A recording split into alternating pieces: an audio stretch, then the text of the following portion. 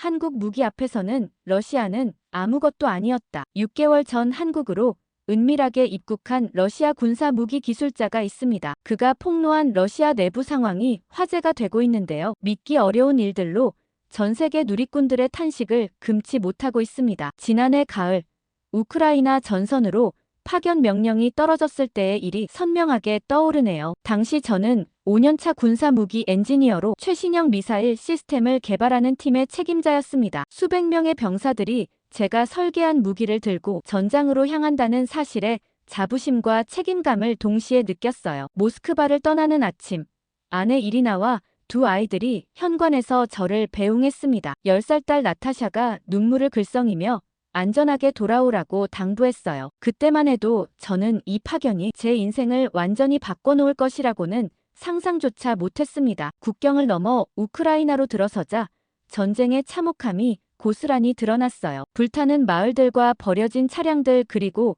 길가에 방치된 시신들까지 저는 처음으로 제가 만든 무기가 실제로 어떤 결과를 낳는지 목격하게 되었습니다. 이론과 실전의 간극은 생각보다 훨씬 컸어요. 최전선 기지에 도착했을 때 분위기는 예상과 달리 침울했습니다. 병사들의 표정에서 패배와 좌절감이 역력했어요. 무슨 일이 있었는지 알아보려 했지만 아무도 쉽게 입을 열지 않았습니다. 그러나 셋째 날 저는 우연히 무기고에서 충격적인 광경을 목격했어요. 제가 설계한 미사일 시스템 중 절반 이상이 작동하지 않거나 심각한 결함을 보이고 있었습니다. 더 끔찍한 것은 이런 사실을 지휘부가 이미 알고 있으면서도 아무런 조치를 취하지 않았다는 점이었어요. 병사들은 결함 있는 무기를 들고 전장에 나가야 했고 그 결과는 참혹했습니다. 그날 오후 전투 현장에서 회수된 적군의 장비를 분석하는 자리에 참석했어요. 나토 연합군과 협력한 한국군의 무기 체계를 보고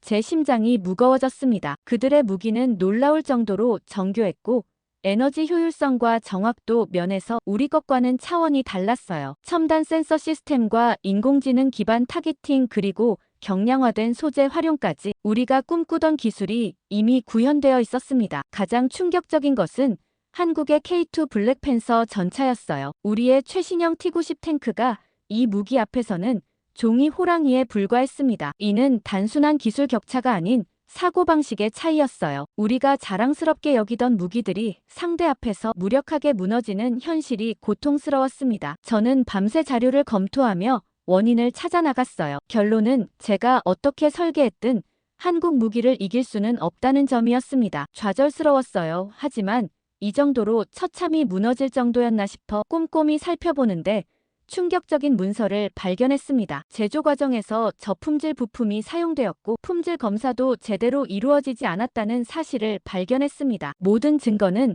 한 곳을 가리키고 있었어요. 군 고위층과 방위산업체 간의 부패한 거래가 이런 결과를 낳은 것 아닌가 하는 의심이 들었죠. 다음 날 아침 전선에서 돌아온 부대의 모습은 더욱 처참했어요. 병사들은 지친 표정으로 서로를 부축하며 기지로 돌아왔습니다. 몇몇은 미사일 오발로 인한 부상을 입고 있었어요. 젊은 중위 하나가 절망적인 목소리로 상황을 설명했습니다. 공격 중 미사일 시스템 5개 중 3개가 작동하지 않았고 1개는 발사 직후 폭발하여 아군에게 피해를 입혔다는 내용이었어요. 제 가슴은 무거워졌습니다. 이것은 단순한 기술적 결함이 아니었어요. 누군가의 탐욕과 부패가 병사들의 목숨을 앗아가고 있었습니다. 문제는 따로 있었어요. 중위가 떨리는 목소리로 말하길 병사들이 우크라이나군에 배치된 한국산 무기에 공포감을 느끼고 있다는 거였어요. 특히 K 전차와 한국의 드론 시스템은 러시아 병사들 사이에서 일종의 공포의 대상이 되어 있었습니다. 중위는 최근 전투에서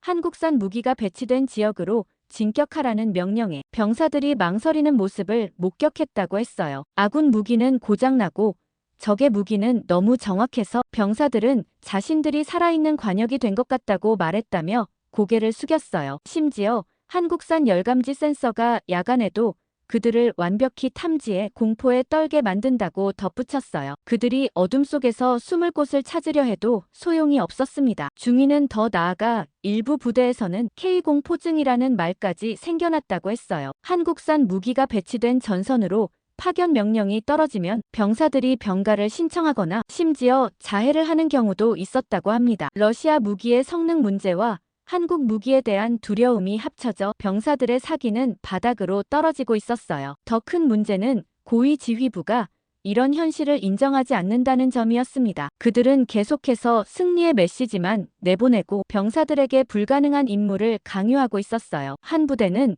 한국산 방어 시스템이 설치된 전략적 고지를 공격하라는 명령을 받고 전멸했다고 합니다. 생존자들은 마치 보이지 않는 손에 의해 제압당한 것 같다고 증언했어요. 중위의 보고를 들으며 저는 이 전쟁의 본질을 더욱 선명하게 깨달았습니다. 러시아 병사들은 부패로 인한 결함 장비와 함께 세계 최고 수준의 한국 무기를 상대해야 했어요. 그들의 사기 저하는 단순한 두려움이 아닌 이 절망적인 현실을 직시한 결과였습니다. 저는 더 이상 침묵할 수 없다고 느꼈어요. 이 진실이 알려져야만 했습니다. 그날 밤 저는 임시 숙소로 돌아와 노트북을 펼쳤어요. 수집한 모든 증거를 정리하고 보고서를 작성하기 시작했습니다. 밤새 타이핑하며 발견한 문제점들을 하나하나 기록했어요. 한국산 무기의 뛰어난 성능에 더해 러시아 무기 시스템의 기술적 결함부터 품질 관리 실패 저급 부품 사용까지 모든 사실을 있는 그대로 담았습니다. 보고서를 마무리하면서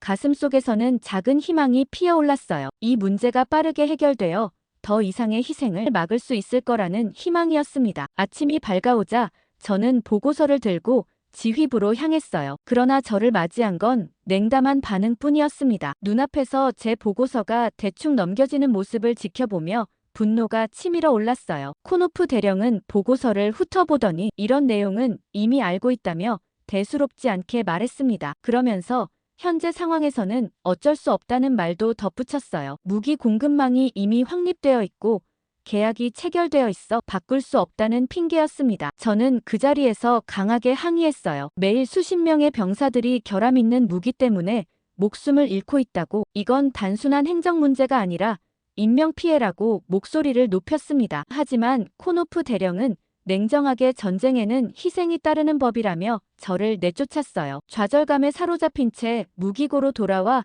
제가 할 수 있는 일을 찾기 시작했어요. 이미 전장에 나간 무기들은 어쩔 수 없었지만 최소한 남아있는 것들의 상태를 개선할 수는 있었습니다. 몇몇 젊은 기술자들을 모아 비공식 점검팀을 꾸렸어요. 우리는 밤낮으로 작업하며 가능한 많은 무기를 점검하고 수리했습니다. 그러던 중 우연히 정보 분석팀에서 근무하는 미하일을 만났습니다. 미하일은 저에게 극비 정보를 흘려주었어요. 나토군과 한국의 공동작전이 성공적으로 진행 중이며 특히 한국의 첨단 무기 시스템이 전장의 판도를 바꾸고 있다는 내용이었습니다. 미하일이 보여준 분석 자료에 따르면 러시아군은 기술적으로 이미 크게 뒤처져 있었어요. 한국의 무인 드론 시스템과 전자전 장비는 우리의 통신망을 무력화시키고 정밀 타격 미사일은 거의 100% 명중률을 보이고 있었습니다. 미하일의 말에 의하면 고위 지휘부 내에서도 이미 패배를 인정하는 분위기였어요. 다만 체면과 정치적 이유로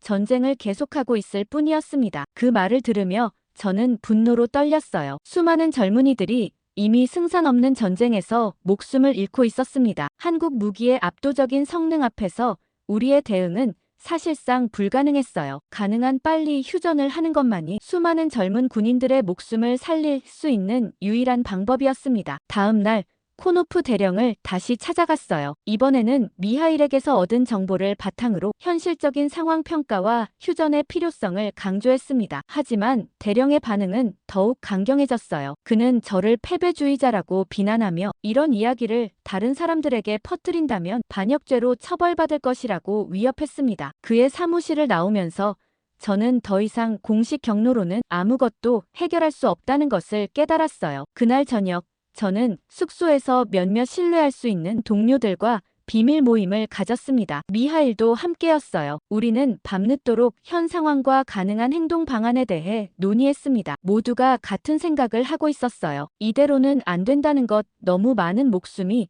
불필요하게 희생되고 있다는 것, 그리고 이 부패한 시스템의 변화가 필요하다는 것이었습니다. 미하일은 조심스럽게 한 가지 제안을 했어요. 그가 접촉할 수 있는 외국 언론인을 통해 이 실상을 세상에 알리는 것이었습니다. 위험한 제안이었지만 우리에게 남은 선택지는 많지 않았어요. 그날 밤 우리는 중대한 결정을 내렸습니다. 진실을 외부로 알리기 위한 계획을 세우기 시작했어요. 이것이 반역이라면 우리는 기꺼이 그 대가를 치를 각오가 되어 있었습니다. 다음 날부터 우리는 계획을 본격적으로 진행했어요. 미하일은 외부 연락망을 구축하기 시작했고 저는 더 많은 증거를 수집했습니다. 무기 시스템의 결함뿐만 아니라 군 수뇌부의 부패와 비리 증거까지 찾아내려 노력했어요. 그렇게 일주일쯤 지났을 때 저는 놀라운 문서를 발견했어요. 그것은 러시아 방위산업체와 고위 장성들 간의 비밀 계약서였습니다. 계약 내용은 충격적이었어요. 본래 예산의 절반도 안 되는 비용으로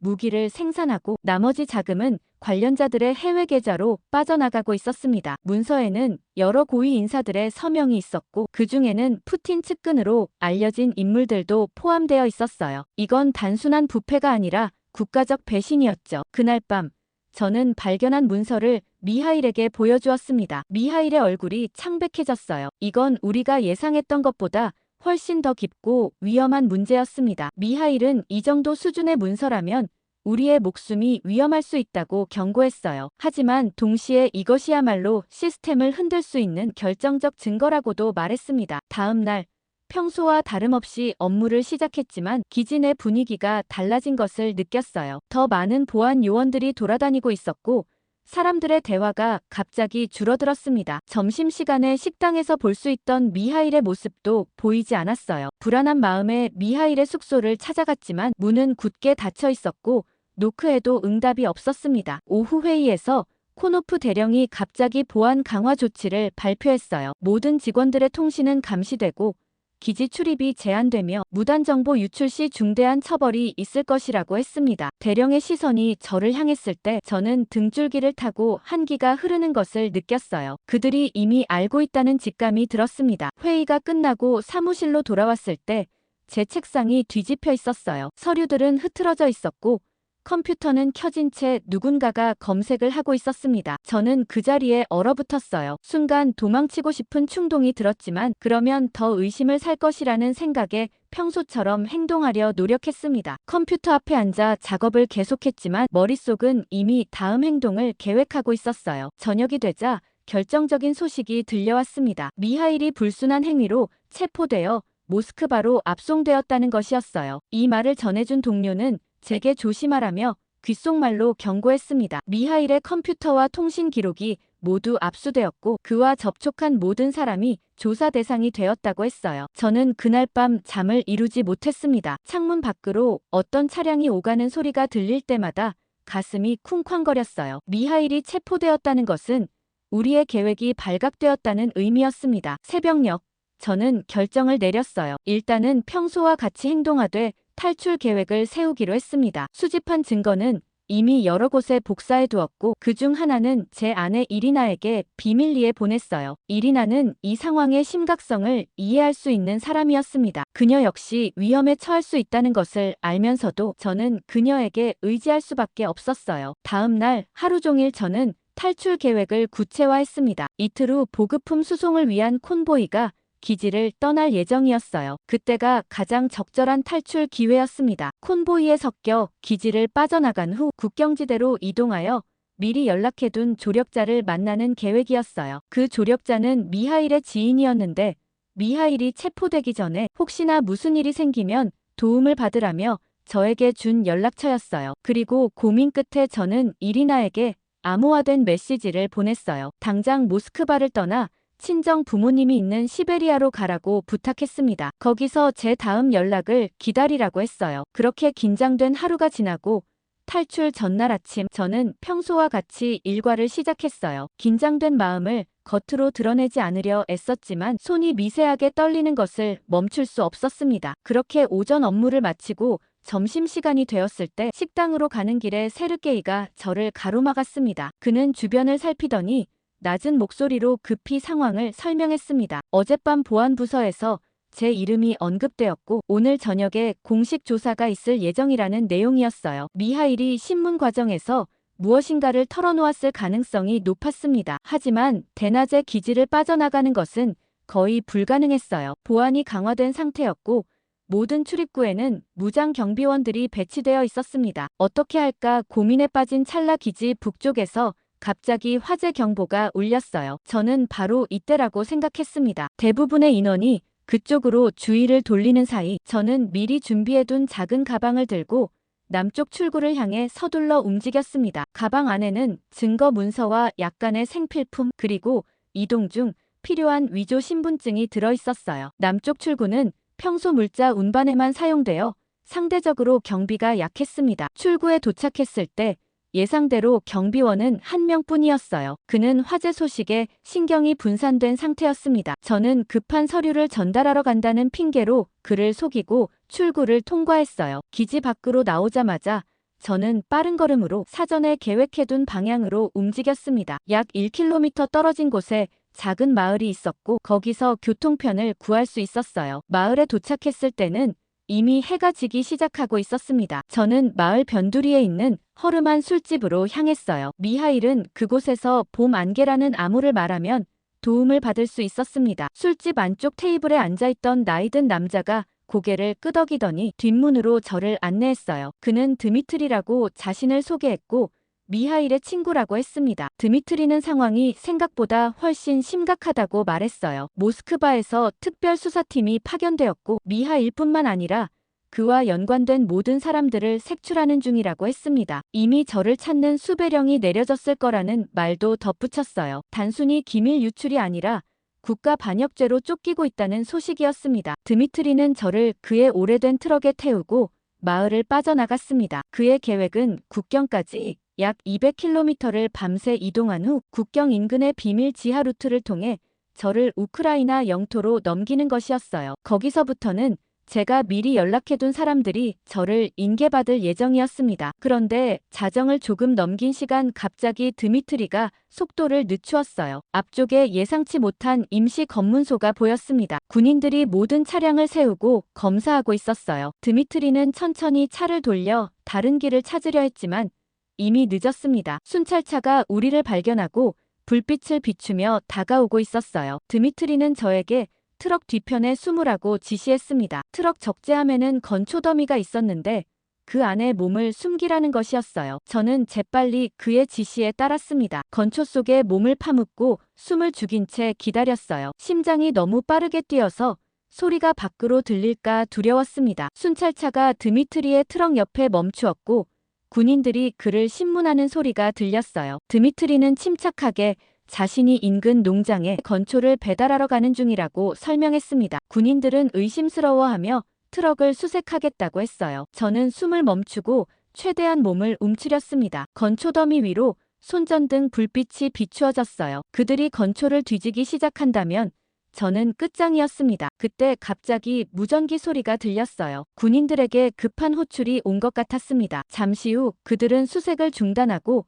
서둘러 차로 돌아갔어요. 어디선가 더 중요한 상황이 발생한 모양이었습니다. 트럭이 다시 움직이기 시작했고 얼마 후 드미트리가 제게 나와도 된다고 알렸어요. 우리는 정말 운이 좋았다고, 하지만 앞으로는 더 조심해야 한다고 그가 말했습니다. 새벽녘 우리는 마침내 국경 근처에 도착했어요. 드미트리는 저를 숲속 깊은 곳에 있는 작은 오두막으로 안내했습니다. 그곳에서 다른 사람이 저를 맞이했어요. 그는 자신을 안톤이라고 소개했고 국경을 넘는 과정을 도와줄 것이라고 했습니다. 드미트리와 작별 인사를 나누고 저는 안톤을 따라 깊은 숲속으로 걸어 들어갔어요. 우리는 몇 시간 동안 걸었고 점점 더 험한 지형으로 들어갔습니다. 결국 작은 시냇가에 도착했는데 안톤은 그곳이 이미 우크라이나 영토라고 말했어요. 우리가 알아차리지 못하는 사이에 이미 국경을 넘은 것이었습니다. 이제 저는 러시아 법적으로는 탈영병이자 반역자였어요. 돌아갈 길은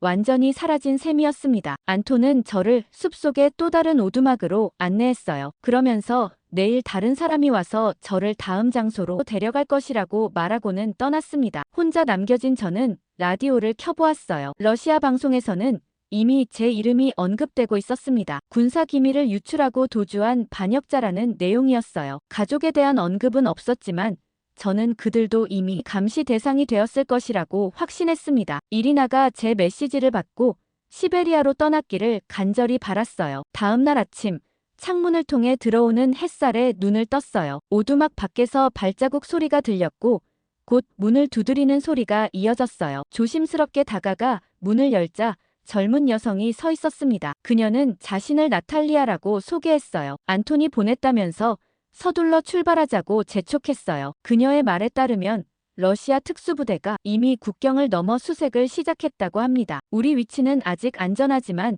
오래 머물러서는 안 된다고 강조했어요. 저는 서둘러 짐을 챙겨 그녀를 따라 나섰습니다. 숲속 길은 생각보다 험했어요. 나탈리아는 빠른 걸음으로 앞장섰고 저는 그녀를 따라가느라 숨이 가빴습니다. 중간중간 그녀는 멈춰서서 주변을 살피곤 했어요. 그녀의 움직임에서 군사훈련을 받은 사람의 모습이 엿보였습니다. 나중에 알게 된 사실이지만 나탈리아는 우크라이나 정보부 소속이었어요. 약 2시간 걸은 후 우리는 작은 마을 근처에 도착했습니다. 이내 나탈리아는 숨겨둔 오토바이로 저를 안내했고 우리는 오토바이를 타고 약 1시간을 더 이동했어요. 나탈리아는 도시 변두리의 허름한 아파트 단지에 오토바이를 세웠죠. 그녀를 따라 5층 건물로 올라갔고 그곳에서 또 다른 사람을 만났습니다. 나이가 지긋한 남성이었는데 그는 자신을 김현우라고 소개했어요. 한국인이지만 우크라이나에서 오랫동안 살았다고 했습니다. 한국 국정원 소속으로 이 지역에서 러시아의 동향을 감시하는 임무를 맡고 있다고 했어요. 김현우는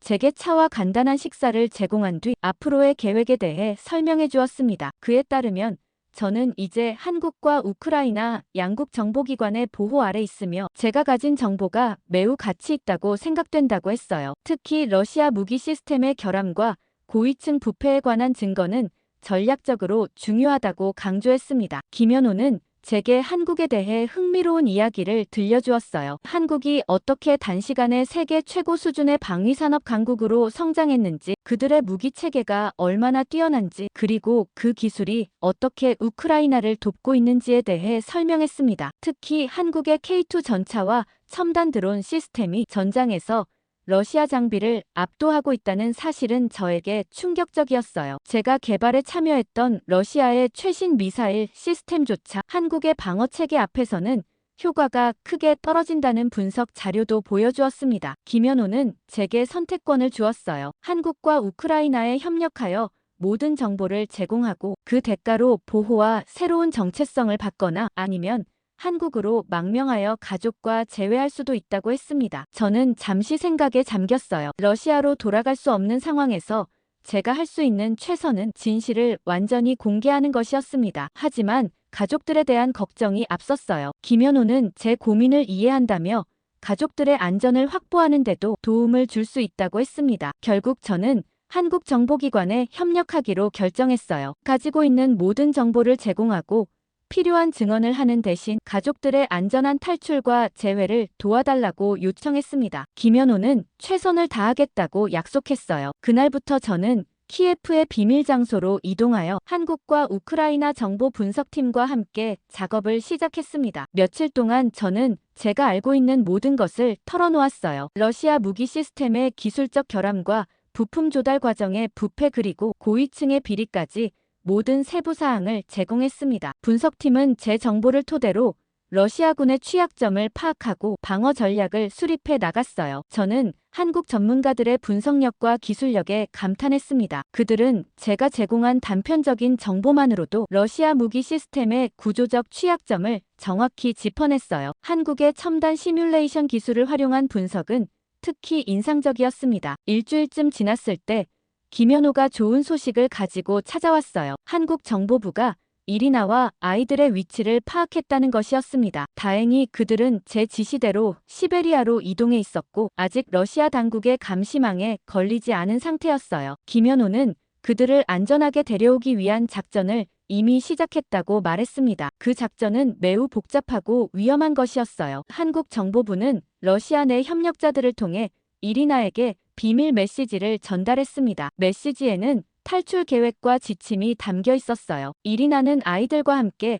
몽골 국경으로 이동해야 했고 그곳에서 한국 요원들이 그들을 맞이하여 안전한 경로로 한국까지 데려갈 예정이었습니다. 한국을 선택한 이유는 러시아의 영향력이 미치지 않으면서도 제가 나중에 합류하기에 적합한 장소였기 때문이었어요. 이 계획을 듣고 저는 안도감과 동시에 불안감을 느꼈습니다. 이리나가 과연 이 위험한 여정을 감행할 용기가 있을지, 아이들은 이 모든 상황을 어떻게 받아들일지 걱정됐어요. 하지만 다른 선택지는 없었습니다. 러시아에 남아있다면 그들은 결국 당국에 의해 인질로 잡힐 것이 분명했어요. 김연호는 저를 안심시켰습니다. 작전의 모든 단계가 철저히 계획되었고 이리나와 아이들의 안전을 최우선으로 고려했다고 했어요. 이제 저는 그들이 무사히 탈출하기를 기도하며 기다리는 수밖에 없었습니다. 그 사이에도 한국과 우크라이나 정보팀과의 작업은 계속되었어요. 그러던 어느 날 저는 김연호로부터 국제 언론을 대상으로 한 인터뷰에 참여해달라는 요청을 받았어요. 제 얼굴과 신원은 보호되지만 러시아 무기 시스템의 실상과 부패 구조를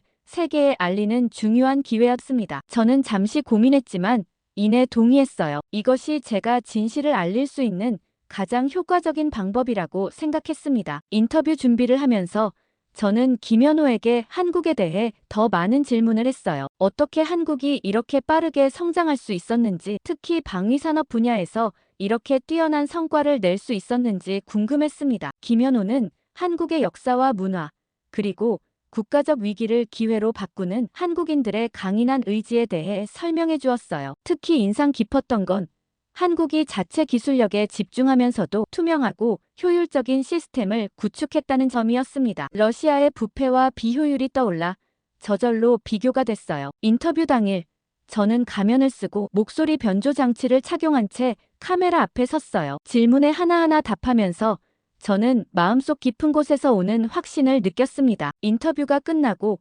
김연호는 제게 용기 있는 행동이라며 격려의 말을 건넸습니다. 그로부터 이틀 후 기다리던 소식이 마침내 도착했어요. 이리나와 아이들이 한국 요원들의 도움으로 성공적으로 몽골 국경을 넘었다는 내용이었습니다. 그 말을 듣자마자 저는 안도의 눈물을 흘렸습니다. 적어도 가족들은 안전했어요. 이제 저도 그들과 재회할 날을 기다리며 남은 임무에 집중할 수 있었습니다. 이틀 후 김연호는 저를 키예프 외곽의 새로운 안전가옥으로 이동시켰어요. 이곳은 한국 정보부가 관리하는 시설로 더 현대적이고 안전한 환경이었습니다. 제게 주어진 방은 작지만 편안했고 컴퓨터와 통신 장비도 갖추어져 있었어요. 김연호는 이제 공식적인 망명 절차가 시작되었다고 설명했습니다. 한국 정부는 제게 정치적 망명을 제공할 준비가 되어 있으며 새로운 신원과 함께 서울에서의 생활을 시작할 수 있도록 모든 지원을 아끼지 않을 것이라고 했어요. 저는 그날 처음으로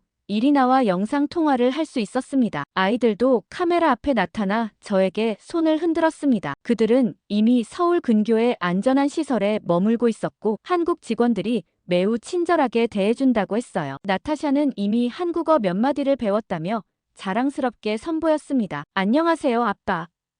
그 단순한 인사말이 제 눈시울을 붉게 만들었어요. 통화 후 김연호는 저를 또 다른 회의실로 안내했습니다. 그곳에서는 한국의 방위산업 전문가들이 제가 제공한 정보를 바탕으로 한 분석 결과를 공유하고 있었어요. 그들은 러시아 무기 시스템의 취약점을 정확히 파악했고 이를 바탕으로 우크라이나군에게 최적화된 대응 전략을 수립하고 있었습니다. 제가 전문가로서 그들의 분석에 기여할 부분이 있는지 물었어요. 저는 기꺼이 도움을 제공했고 특히 러시아 미사일 방어 시스템의 맹점에 대해 자세히 설명했습니다. 한국 전문가들은 제가 설명하는 내용을 놀라운 속도로 이해하고 응용했어요. 그들의 기술적 역량은 정말 감탄스러웠습니다. 러시아에서는 이런 아이디어를 실행에 옮기려면 관료적 절차와 부패로 인해 몇 달, 심지어 몇 년이 걸리곤 했어요. 하지만 이들은 제 제안을 듣자마자 실시간으로 시뮬레이션을 돌리고 결과를 도출해냈습니다. 기술적 우수성뿐만 아니라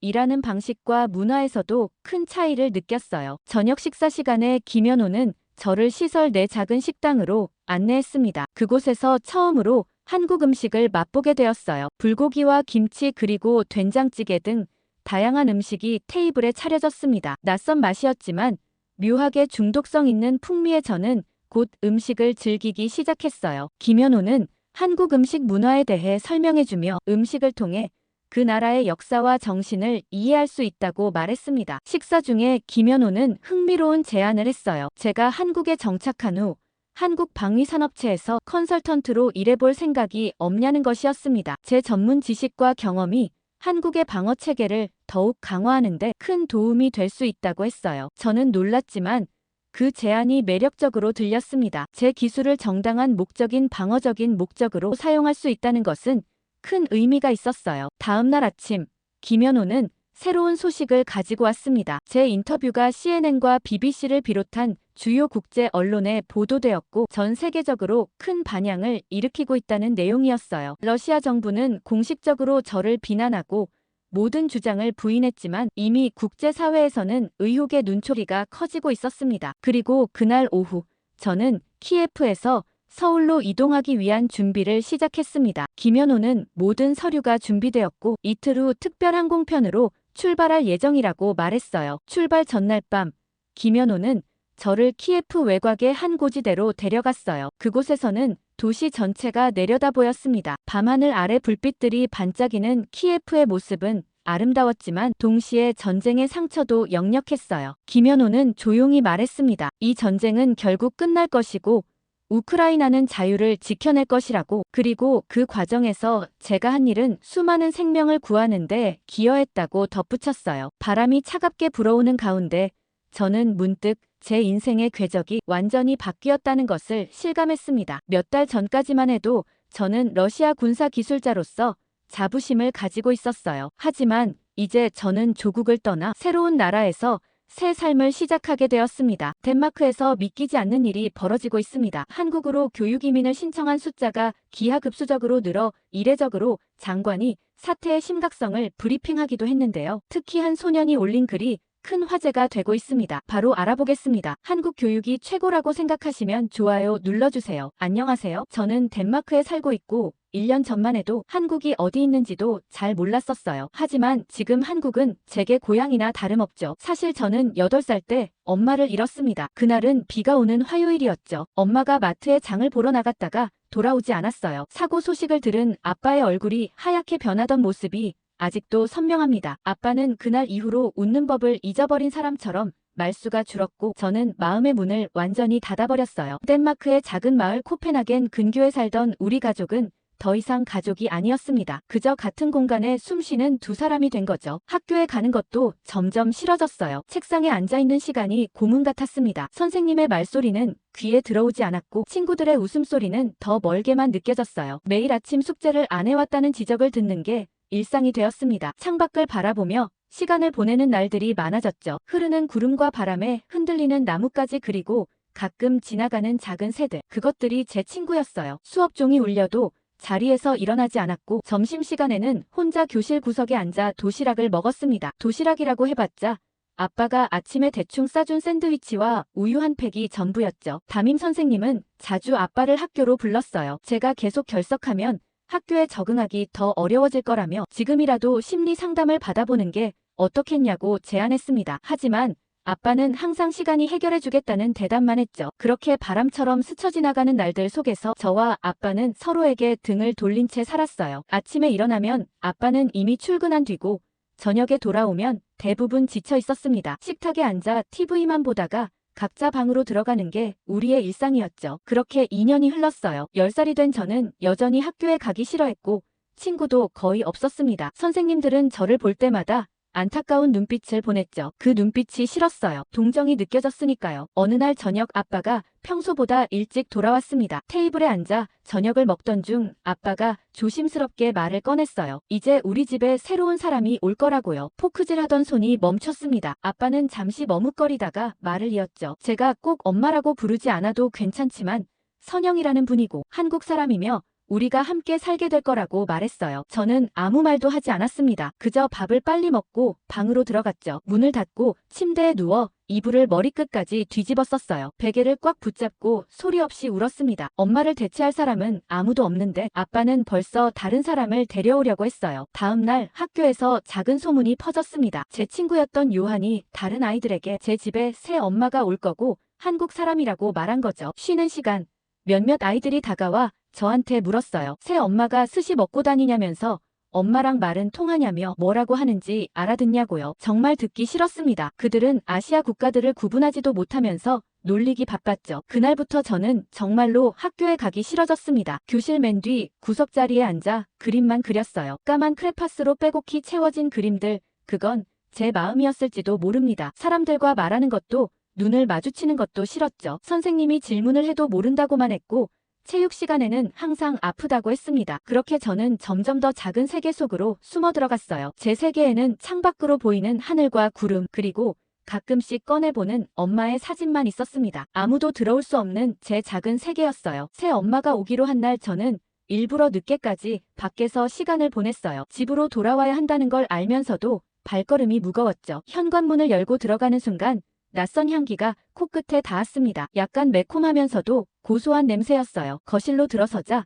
아빠와 한 여자분이 소파에 앉아 있었습니다. 선영은 생각보다 젊었어요. 긴 머리를 단정하게 묶고 미소를 지으며 일어났죠. 서툰 덴마크어로 인사했지만 저는 그저 고개만 살짝 끄덕였습니다. 시선조차 마주치기 싫었어요. 어색한 침묵이 흘렀고 아빠가 저녁 식사를 준비했다며 식탁으로 우리를 안내했습니다. 식탁에는 본 적 없는 음식들이 놓여 있었어요. 하얀 밥과 여러 작은 그릇들, 그리고 김이 모락모락 나는 국. 아빠는 이게 한국 음식이라며 한번 먹어보라고 했죠. 하지만 저는 냄새부터 마음에 들지 않았습니다. 특히 그 갈색 국물은 정말 역겨워 보였어요. 이건 된장국이라며 몸에 좋다고 설명하는 아줌마의 말을 자르고 저는 냄새가 역겨워서 못 먹겠다고 말했습니다. 그리고 접시를 밀어내고 자리에서 일어나 방으로 들어갔어요. 문을 닫기 전 아줌마의 당황한 표정과 아빠의 미안해하는 시선이 느껴졌지만 모른 척했죠. 그날 밤 배가 고팠지만 절대 나가지 않았습니다. 엄마의 사진을 꺼내보며 생각했어요. 엄마라면 어땠을까? 엄마의 따뜻한 목소리가 그리웠습니다. 엄마가 만들어주던 분홍색 팬케이크와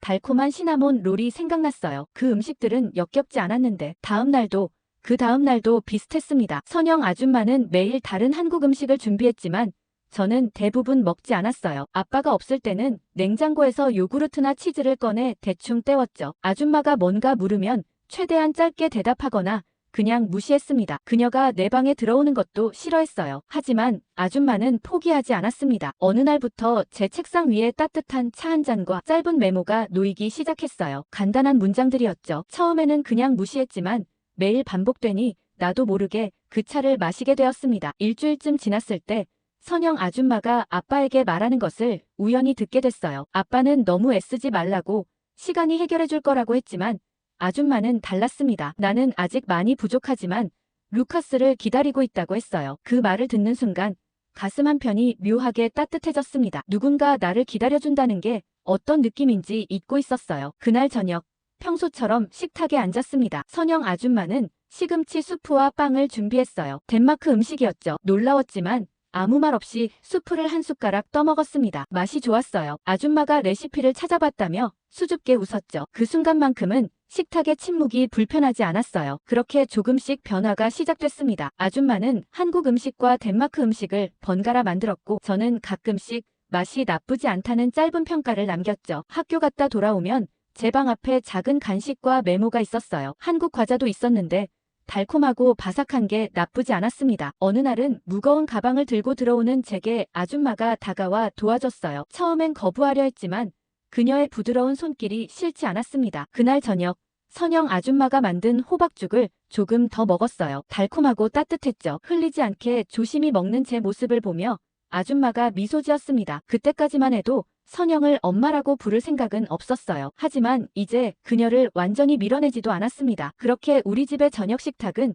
조금씩 말이 오가는 공간이 되어갔어요. 여전히 많은 침묵이 있었지만 그 안에 미세한 변화가 시작되고 있었습니다. 그러나 학교 생활은 여전히 힘들었어요. 아이들의 놀림이 줄어든 건 아니었고 수업 시간에 집중하는 것도 어려웠습니다. 하지만 이상하게도 집에 돌아가는 발걸음이 전보다 가벼워졌어요. 문을 열면 항상 어떤 향기가 기다리고 있었거든요. 때로는 한국 음식의 낯선 향, 때로는 한국 과자의 익숙한 달콤한 맛이 생각나기도 했거든요. 그러던 어느 날 책상 위에 이상한 게 놓여 있었습니다. 색색의 포스트잇이 붙은 작은 스케줄표였어요. 처음에는 그냥 지나치려 했는데 자세히 보니 제 하루 일과를 정확하게 파악한 시간표였습니다. 아침 7시 기상, 그리고 8시 등교, 3시 하교, 그리고 집에 돌아와서 쉬는 시간, 숙제하는 시간까지 세심하게 적혀 있었어요. 아줌마가 만든 건 단순한 시간표가 아니었습니다. 제가 언제 가장 집중을 잘하는지, 언제 휴식이 필요한지까지 고려한 맞춤형 계획이었어요. 창밖을 바라보는 시간도 따로 배정해 놓았더군요. 몰래 관찰했나 싶어 약간 화가 났지만 한편으로는 누군가 나를 이렇게 세심하게 생각했다는 게 이상하게 기분 좋았습니다. 겉으로는 무시하는 척했지만 슬쩍 그 계획표를 따라 생활해봤어요. 신기하게도 숙제를 마치는 시간이 줄어들었고 덕분에 좋아하는 그림을 그릴 여유도 생겼습니다. 일주일 후 수학시험에서 오랜만에 좋은 점수를 받았어요. 선생님이 칭찬해 주셨고 아빠도 기뻐했죠. 저는 아줌마에게 아무 말도 하지 않았지만 그날부터 계획표를 더 열심히 따랐습니다. 가끔은 포스트잇에 적힌 격려 문구가 힘이 되기도 했어요. 이 부분은 어려워도 포기하지 마. 내가 할 수 있어. 같은 말들이었죠. 신기하게도 선영 아줌마는 제가 어떤 과목을 어려워하는지도 정확히 알고 있었습니다. 그런데 한 달쯤 지났을 때 학교에서 작은 사건이 있었어요. 수업 중에 옆자리 마티아스가 갑자기 저를 향해 속삭였습니다. 너희 엄마 김치 먹고 다니니까 방에서 냄새 나지 않냐고요. 그 말을 듣는 순간 귀가 멍해지는 것 같았어요. 선영이 우리 엄마가 아니라고 말하려다가 문득 그걸 설명하기도 싫어졌습니다. 그저 자리를 박차고 교실을 나왔어요. 점심시간 내내 학교 뒷뜰에 혼자 앉아 있었습니다. 집에 가고 싶었는데 가방을 두고 나와서 교실로 돌아갈 수도 없었어요. 선생님이 걱정스런 눈빛으로 저를 찾았지만 말하고 싶지 않았습니다. 결국 그날은 조퇴했어요. 집에 일찍 돌아온 저를 보고 선영 아줌마가 놀란 표정을 지었습니다. 무슨 일이냐고 물었지만 대답 대신 그냥 방으로 들어갔어요. 침대에 누워 천장만 바라보고 있을 때 조용히 문이 열렸습니다. 아줌마가 쟁반을 들고 들어왔어요. 노란빛의 따뜻한 고구마죽과 함께 손으로 쓴 편지 한 장이 놓여 있었습니다. 편지에는 아무 말도 적혀 있지 않았습니다. 그저 작은 햇님 그림과 웃는 얼굴뿐이었어요. 아줌마는 말없이 나가며 문을 닫았고 저는 그 죽을 한 숟가락 떠먹었습니다. 달콤하고 부드러웠어요. 생각보다 맛있었죠. 지금까지 아줌마가 만든 음식 중에 가장 마음에 드는 맛이었습니다. 처음으로 그릇을 깨끗이 비웠어요. 빈 그릇을 보며 이상한 생각이 들었습니다. 선영 아줌마는 왜 이렇게 포기하지 않고 나에게 다가오려 하는 걸까? 아빠가 시켜서? 아님 다른 이유가 있는 걸까? 다음 날 평소보다 일찍 일어났어요. 부엌에서 선영 아줌마가 아침을 준비하는 소리가 들렸습니다. 조심스레 문을 열고 나가 식탁에 앉았어요. 아줌마가 놀란 표정으로 저를 바라봤지만 곧 따뜻한 미소를 지었습니다. 오늘 아침은 토스트와 계란 그리고 따뜻한 코코아였어요. 말없이 먹었지만 전날 빈 그릇을 본 선영 아줌마의 표정이 떠올랐습니다. 왠지 기뻐하는 것 같았어요. 학교로 향하는 길, 가방 안에서 작은 메모를 발견했습니다. 오늘도 화이팅! 이라고 적혀 있었어요. 평소라면 구겨버렸을 텐데 그날은 주머니에 넣었습니다. 언제부턴가 선영 아줌마의 작은 메모들이 제 하루를 지탱해주는 힘이 되고 있었어요. 여전히 말로는 표현하지 않았지만 그 마음이 조금씩 전해지고 있었는지도 모릅니다. 겨울이 지나고 봄이 오자 집안의 공기도 조금씩 달라졌어요. 아침마다 창문을 열어두는 선영 아줌마 덕분에 집안은 햇살로 가득했고 저도 모르게 학교에 가는 날이 늘어났습니다. 선생님들도 제 변화를 눈치챘는지 더 자주 웃어주셨어요. 아직 친구는 많지 않았지만 적어도 혼자 창밖만 바라보는 시간은 줄었죠. 어느 날 저녁 아줌마가 조심스럽게 말을 꺼냈습니다. 여름방학에 한국에 잠깐 다녀올 건데 저도 같이 가지 않겠냐고요. 순간 머릿속이 복잡해졌어요. 한국이라니 그곳에 대해 아는 건 학교에서 들은 단편적인 정보뿐이었죠. 게다가 아줌마와 둘이서라니 망설임이 컸습니다. 하지만 며칠 후 아빠가 여름에 긴 출장이 잡혔다는 소식을 전했어요. 원래는 저를 데리고 갈 계획이었지만 회의 일정이 빽빽해서 함께 지낼 시간이 없을 것 같다고 했죠. 집에 혼자 있을 수도 없고 친척들도 멀리 살아서 결국 선택지는 아줌마와 함께 한국에 가는 것뿐이었습니다. 여행 준비를 시작했어요. 아줌마는 제가 필요한 것들을 세심하게 챙겨주었지만 여전히 마음속에는 불안감이 가득했습니다. 낯선 나라의 낯선 언어 그리고 아직은 낯선 사람과의 여행까지 전부 부담스러웠어요.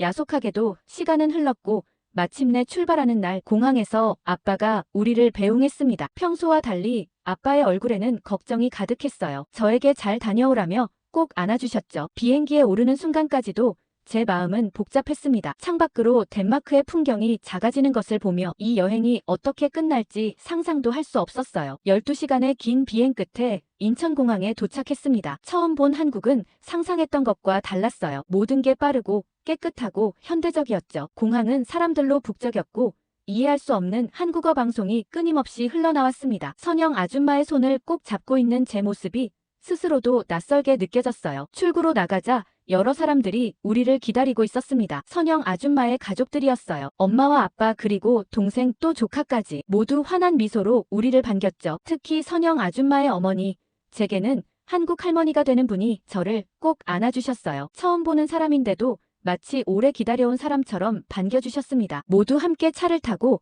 선영 아줌마의 집으로 향했어요. 창밖으로 보이는 서울의 풍경은 신기했습니다. 높은 아파트들과 번화한 거리 그리고 간간히 보이는 전통 건물들. 덴마크와는 완전히 다른 세계였어요. 피곤했지만 호기심이 생겼습니다. 선영 아줌마의 한국집은 한옥이라고 불리는 전통 가옥이었어요. 낮은 문을 지나 들어가자 마당이 있고 그 주변으로 방들이 둘러싸인 구조였습니다. 신발을 벗고 들어가는 문화가 낯설었지만 따라했어요. 방 안은 생각보다 따뜻했고 나무 향이 은은하게 퍼져 있었죠. 저녁 식사는 정말 놀라웠습니다. 작은 그릇에 담긴 여러 가지 반찬들과 김치와 국 그리고 밥까지 테이블 전체가 음식으로 가득했어요. 비행기에서 거의 먹지 않았던 터라 배가 고팠지만 무엇부터 먹어야 할지 망설여졌습니다. 아줌마가 하나씩 설명해주며 먹는 방법을 알려줬어요. 식사 중에 선영의 어머니, 제 한국 할머니가 된 분이 한마디 하셨고 아줌마가 번역해 주었습니다. 제 이름을 부르시며 많이 야위었다고 걱정했다고 말씀하셨어요. 그 말을 들은 순간 가슴 한편이 묘하게 따뜻해졌습니다. 한 번도 만난 적 없는 사람이 저를 걱정했다는 사실이 신기했어요. 첫날 밤 낯선 방에 누워 천장을 바라봤습니다. 창문 너머로 들리는 소리, 느껴지는 공기, 모든 게 새로웠어요. 이불은 이상하게 바닥에 깔려 있었고 베개는 딱딱했습니다. 하지만 그 낯선 감각 속에서도 묘한 안정감이 느껴졌어요. 마치 오래전부터 알고 있던 장소에 온 것 같은 느낌이었죠. 다음 날 아침 햇살에 눈을 떴습니다. 창문 너머로 보이는 하늘은 덴마크와 똑같았지만 그 아래의 풍경은 완전히 달랐어요. 방문 너머로 부엌에서 움직이는 소리 말소리가 들렸습니다. 이상하게도 그 소리가 두렵지 않았어요. 한국에서의 일상은 생각보다 빨리 익숙해졌어요. 아침마다 할머니가 준비해주시는 따뜻한 밥과 국 그리고 김치가 처음에는 낯설었지만 이제는 기대되는 맛이 되었습니다. 특히 된장국은 처음에 역겹다고 생각했던 그 음식인데 이상하게 자꾸 생각나는 맛이었어요. 할머니는 매일 제 밥그릇에 음식을 더 담아주셨고 저는 점점 더 많이 먹게 되었습니다. 아줌마와 함께 주변을 산책하는 시간도 늘어났어요. 동네의 작은 시장에 가서 떡볶이도 먹어보고 편의점에서 아이스크림도 사 먹었습니다. 처음에는 모든 게 매워서 물을 많이 마셨지만 이제는 조금씩 적응해가고 있었어요. 선영 아줌마는 저에게 간단한 한국어 단어들도 가르쳐 주었습니다. 감사합니다. 안녕하세요.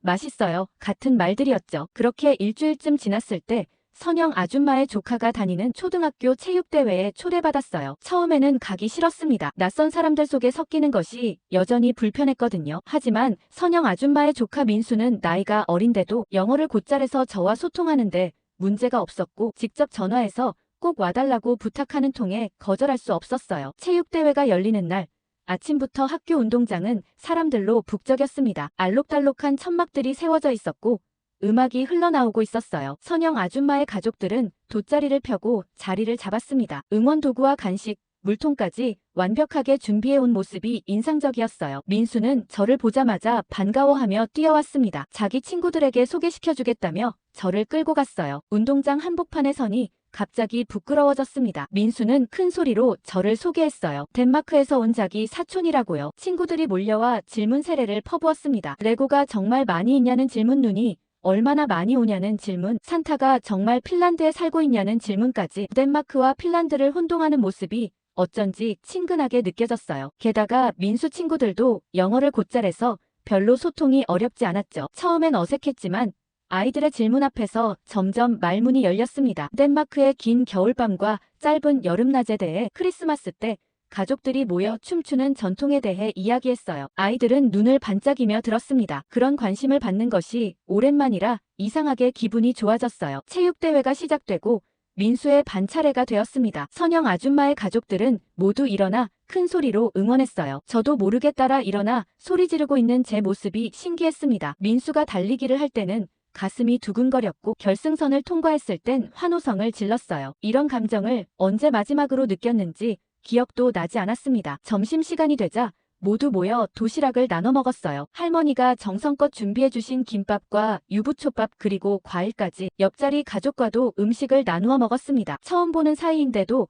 마치 오래된 이웃처럼 자연스럽게 대화가 오갔어요. 할머니는 제게 계속 음식을 권하셨고 저는 거절하지 않고 맛있게 먹었습니다. 식사 후 아이들은 전통놀이 시간을 가졌어요. 비석치기와 고무줄놀이 그리고 제기차기까지. 민수가 저를 불렀습니다. 제 차례라면서요. 망설이다가 용기를 내어 참여했어요. 제기를 발로 차는 것은 생각보다 어려웠지만 아이들은 제가 2번이나 성공하자 환호성을 질렀습니다. 누군가 제 이름을 부르며 응원하는 소리가 귓가에 맴돌았어요. 루카스, 루카스. 제 이름이 이렇게 불려지는 게 얼마만인지 모르겠습니다. 그날 내내 웃고 뛰고 응원하며 시간을 보냈어요. 너무 재밌었죠. 해가 지기 시작할 무렵 체육대회는 막을 내렸어요. 모두 함께 정리를 하고 집으로 돌아가는 길 민수는 제 손을 꼭 잡고 다음에 또 놀자고 했습니다. 그리고 같이 학교를 다니면 좋겠다고 했죠. 집으로 돌아가는 차 안에서 창밖의 풍경을 바라보며 오늘 하루를 돌아봤어요. 웃음소리와 응원소리 그리고 제 이름을 부르던 목소리들 그 모든 것이 마음속에 따뜻하게 남아있었습니다. 아줌마 옆에 앉아 조심스레 물어봤어요. 여기서 학교를 다녀볼 수도 있냐고요. 그 말을 듣는 아줌마의 눈빛이 반짝였습니다. 처음으로 제가 먼저 무언가를 요청한 순간이었어요. 그날 밤 평소보다 일찍 잠들었습니다. 꿈에서는 덴마크의 학교와 한국의 운동장이 섞여 나왔어요. 그리고 처음으로 악몽이 아닌 따뜻한 꿈을 꾸었습니다. 선영 아줌마는 제 갑작스러운 요청에 놀랐지만 곧바로 움직이기 시작했어요. 덴마크에선 늘 죽상이던 제가 여기에선 달랐기 때문이겠죠. 교환학생 프로그램을 찾아보고 학교에 연락하고 필요한 서류를 준비했죠. 다행히 제 여권이 아직 유효했기에 비자도 금방 해결됐습니다. 아빠에게 이 소식을 전했을 때 잠시 놀란 기색이 역력했지만 다행히 반대하진 않으셨어요. 오히려 제게 새로운 기회가 될 수 있다며 응원해 주셨습니다. 그렇게 저는 한국에서 한 학기를 보내기로 결정했어요. 민수가 다니는 학교는 외국인 학생을 위한 특별 프로그램이 있어서 저 같은 경우를 받아들일 준비가 되어 있었습니다. 첫 등교날 심장이 터질 것 같았습니다. 교문 앞에서 발걸음이 떨어지지 않았어요. 아줌마가 등 뒤로 살짝 밀어주었죠. 교실에 들어서자 모든 시선이 저에게 쏠렸습니다. 선생님께서 저를 소개해 주셨고 앞으로 한 학기 동안 함께 지낼 거라고 말씀하셨어요. 그리고 짝꿍으로 민준이라는 남자아이를 지정해 주셨습니다. 민준이는 활기찬 눈빛의 소년이었어요. 밝은 미소로 저를 맞이해 주었죠. 영어를 조금 할 줄 알아서 다행이었습니다. 첫 수업부터 모든 것을 꼼꼼히 설명해 주었어요. 어떤 책을 펴야 하는지,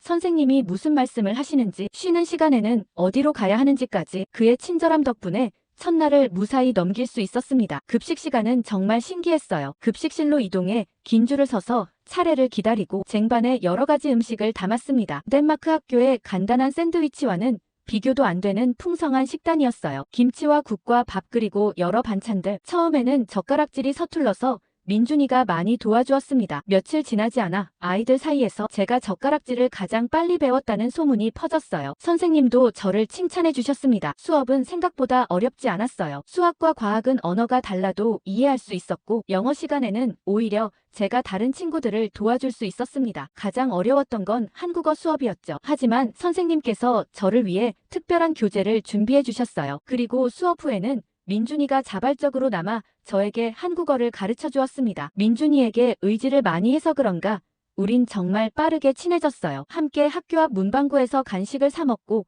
학원 가는 길까지 제가 데려다주고 주말에는 때때로 놀이터에서 만나기도 했습니다. 그의 공책에는 덴마크어 단어들이 제 공책에는 한국어 단어들이 점점 늘어갔어요. 가장 먼저 배운 문장은 너는 내 친구야 였습니다. 급식실에서 처음 깍두기를 맛본 날도 선명히 기억납니다. 아삭하고 매콤한 맛이 처음에는 낯설었지만 곧 중독되었어요. 민준이는 제가 깍두기를 좋아한다는 걸 알고는 매일 자기 것까지 주곤 했습니다. 그 작은 배려가 가슴 깊이 와닿았어요. 한 달이 지나고 2달이 지나자 저는 완전히 한국 학교가 익숙해졌어요. 한국 생활이 익숙해질수록 아줌마와의 관계도 조금씩 달라졌어요. 학교에서 돌아오면 그날 있었던 일을 자연스럽게 이야기하게 되었고 주말에는 함께 시장도 가고 영화도 보러 다니게 되었습니다. 아직 엄마라고 부르지는 않았지만 적어도 더 이상 불편한 타이는 아니었어요. 아빠와 영상통화를 할 때면 이제 아줌마도 같이 얘기했습니다. 처음엔 어색했지만 이제는 자연스럽게 셋이서 이야기를 나눴어요. 아빠에게 오늘 급식이 김치볶음밥이었다고 말하는 저를 보며 아줌마가 미소 짓는 모습이 눈에 들어왔습니다. 그 미소가 이상하게 따뜻하게 느껴졌어요. 한국어 실력도 점점 늘어갔습니다. 간단한 대화는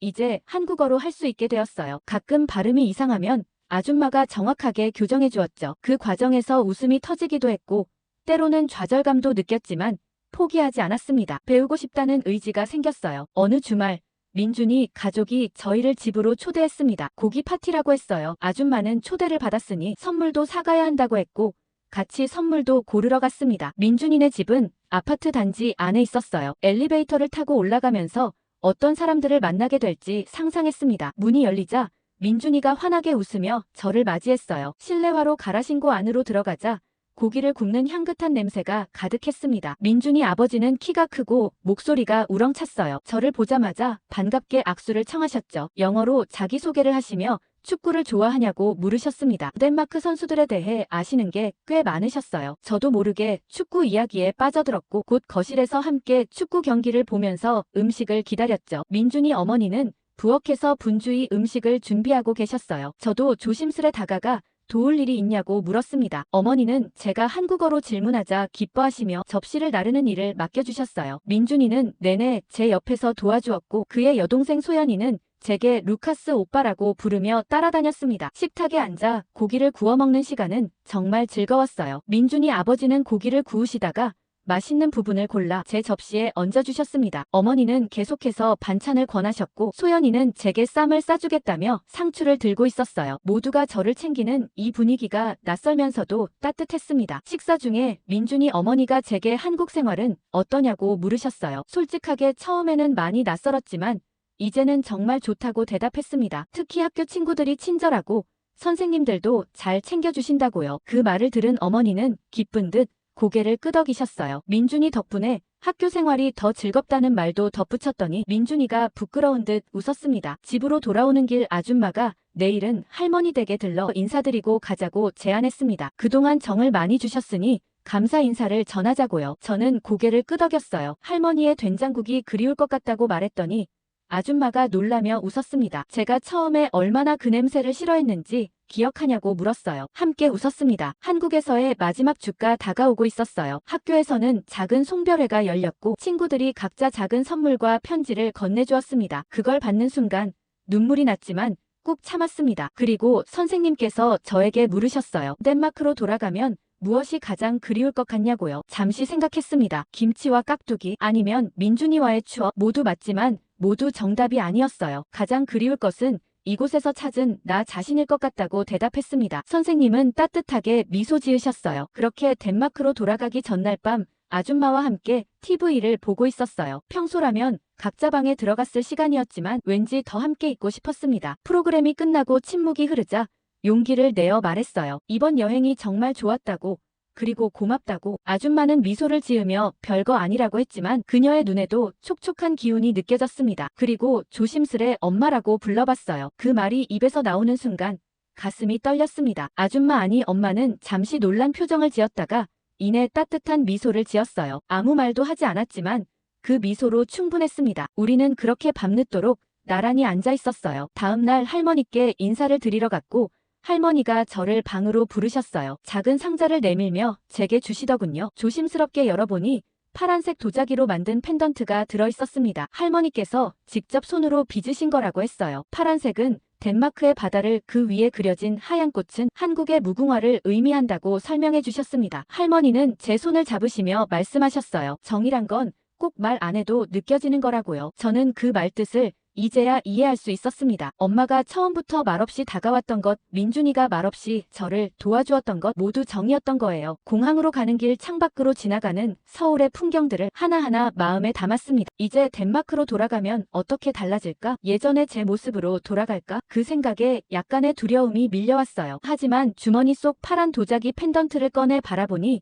마음이 차분해졌습니다. 이제 제게는 두 개의 집이 생겼어요. 덴마크와 한국 두 곳 모두 제 마음의 일부가 되었습니다. 그리고 가족은 태어나는 게 아니라 함께 만들어가는 것이라는 걸 알게 되었어요.